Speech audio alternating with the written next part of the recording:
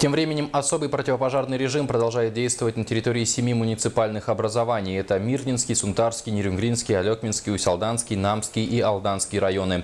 Кроме того, в Якутии продолжают работать организованные совместные посты, ограничивающие допуск населения в леса.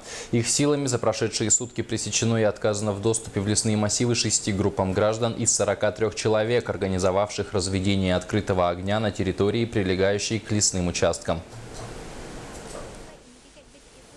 Основная масса действующих природных пожаров на данный момент на территории республики локализована. Угрозы населенным пунктам и объектам экономики от лесных пожаров нет. Продолжает свою работу межведомственная рабочая группа по контролю за обстановкой с лесными пожарами. Проблемных вопросов нет, жалоб от населения на настоящий момент не поступает. Превышений предельно допустимых концентраций по оксиду углерода в населенных пунктах нет.